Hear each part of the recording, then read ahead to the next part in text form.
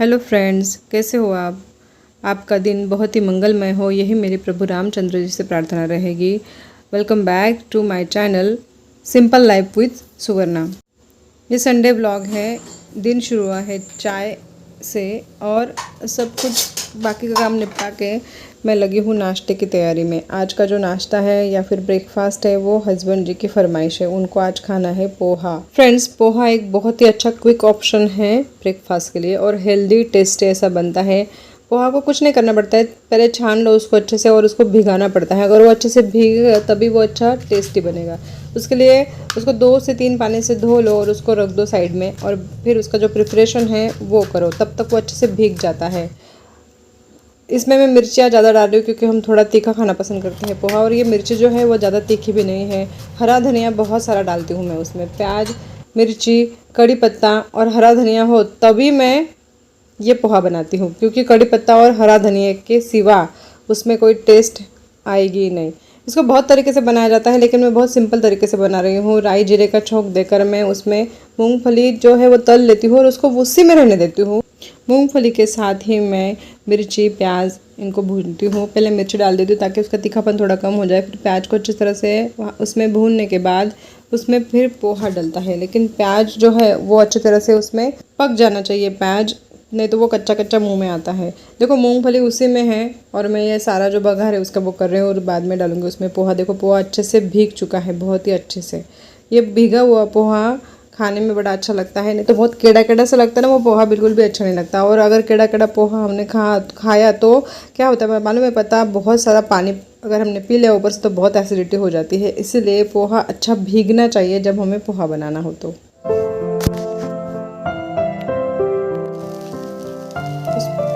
पोहा बन चुका और मैंने देखो बहुत सारा हरा धनिया उसमें डाला है। बहुत अच्छा लगता है हरा धनिया उसमें बहुत सारा। इसमें हम अनार के दाने भी डाल सकते हैं, सेव डाल सकते हैं, कोई नमकीन डाल सकते हैं इस पर, लेकिन अभी कुछ अवेलेबल नहीं है घर में, इसलिए मैंने सिर्फ नींबू रखा है। नींबू हम बघार में भी डाल सकते हैं। तो चलो, हस्बैंड जी की फरमाइश है तो उनको देते हैं। वो टैब पर न्यूज़ देख रहे हैं। मैं आपको एक बात बता दूं कि हमारे घर में टीवी नहीं है। जी हाँ, टीवी नाम की कोई चीज़ ही नहीं है और कभी ज़रूरत ही नहीं पड़ती हम दोनों को कि हम टीवी लेकर आए घर में, इसलिए बिना टीवी के काम चल जाता है।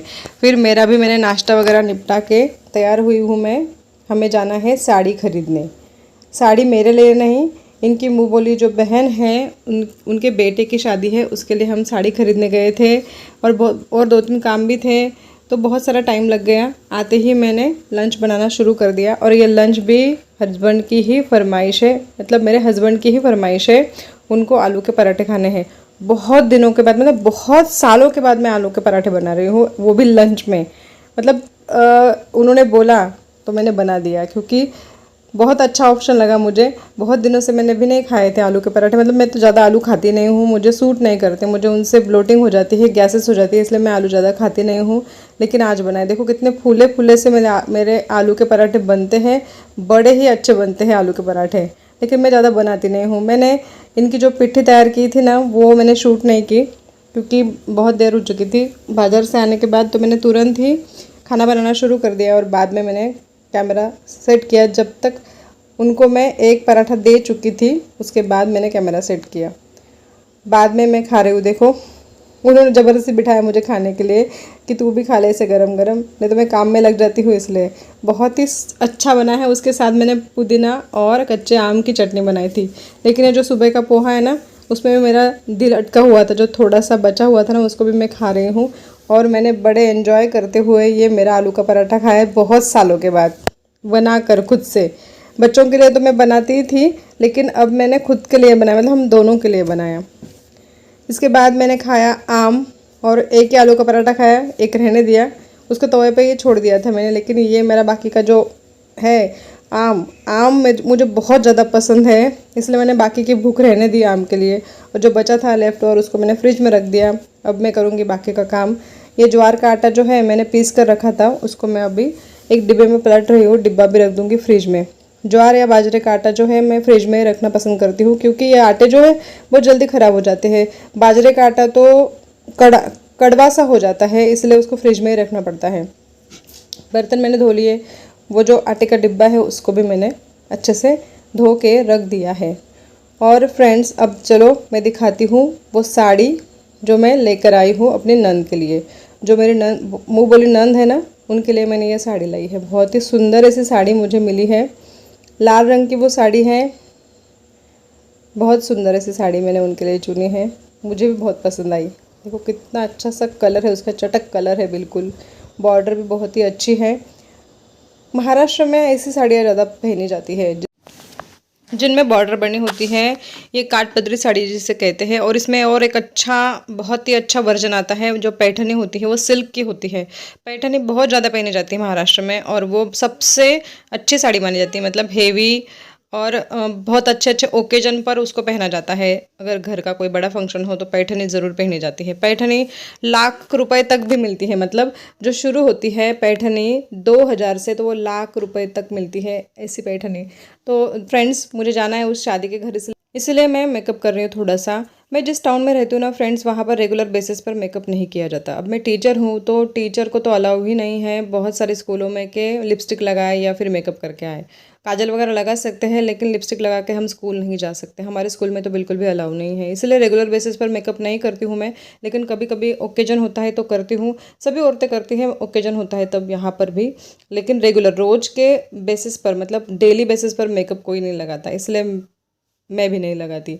और देखो ये जो मेकअप है ये मैं कर रही हूँ, लेकिन मुझे हंसी आ रही है क्योंकि कैमरे के सामने मैं पहली बार ऐसे मेकअप कर रही हूँ। इसलिए लाइट शेड लगाया मैंने लिपस्टिक का, और बिल्कुल साधारण सा बेस बनाया मैंने अपने चेहरे पर, और मेकअप किया, आई मेकअप किया। उसमें मैंने आई शेडो नहीं लगाया, सिर्फ लाइनर लगाया, मस्करा लगाया और काजल लगाया।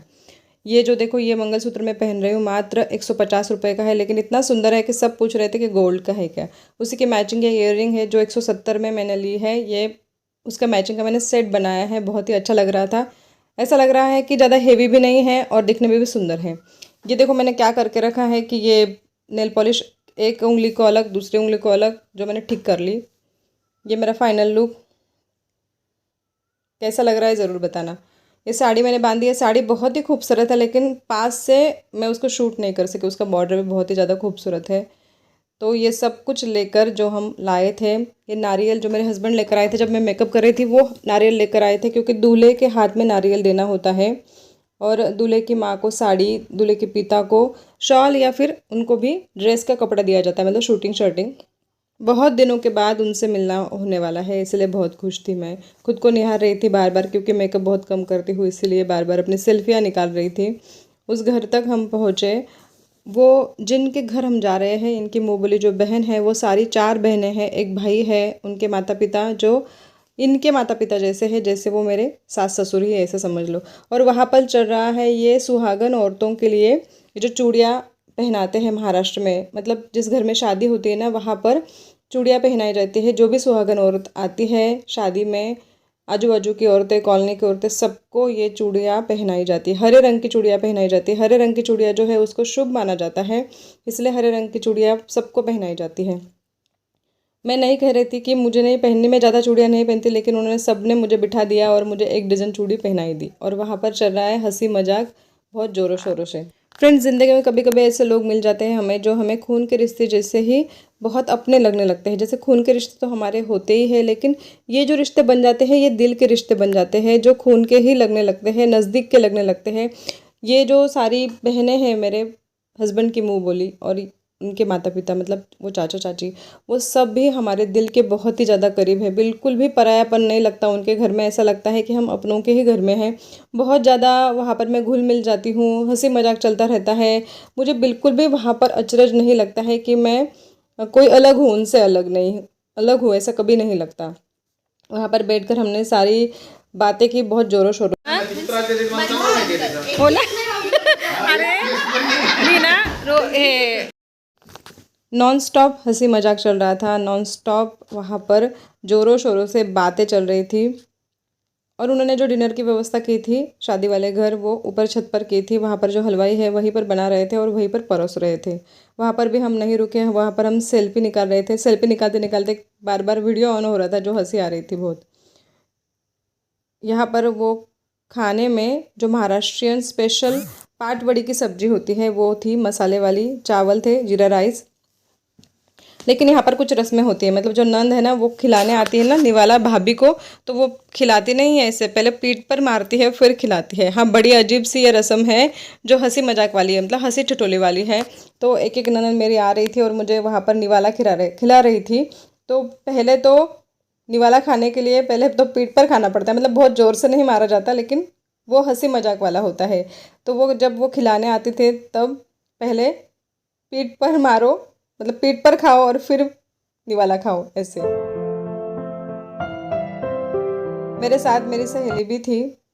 ये नंदे जब शादी से पहले और ये मेरी सहेली और हम सारा परिवार एक साथ ही एक टाउन में रहते थे। तब तब से हमारी दोस्ती है, तब से हमारा परिवार जो है हमारा घुलना मिलना है। ये जो दीदी है उनकी शादी तब हो गई थी, उनका बेटा बड़ा है, अब उसकी शादी है बेटे की। तो हम जो प्रेजेंट लेकर आए थे उनको दे रहे थे, वो कह रहे थे कि इसकी क्या ज़रूरत थी, लेकिन ये तो रस्में हैं, ये तो निभानी ही पड़ती है।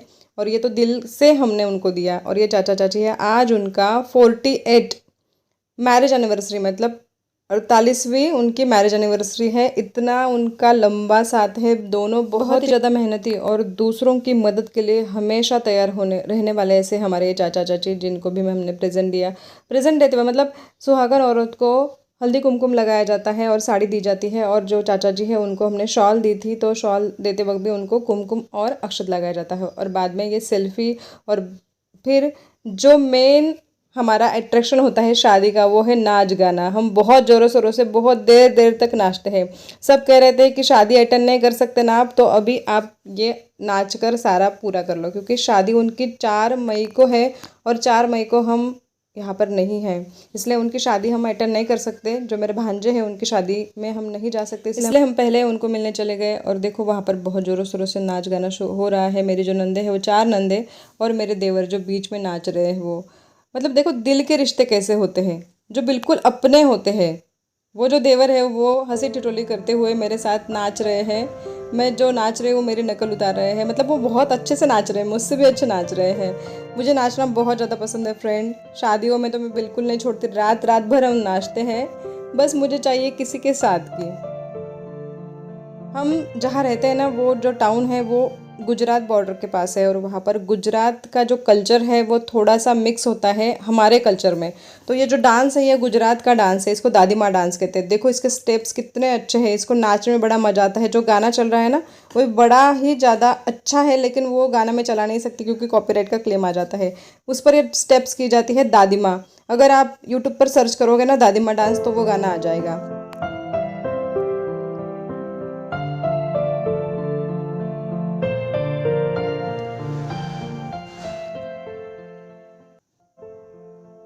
रात भर ये नाचना गाना शुरू रहता है। 30 अप्रैल के दिन हम गए थे, और ये जो शादी है ये 4 मई को है। और देखो अभी से ये नाच गाना शुरू हो गया है।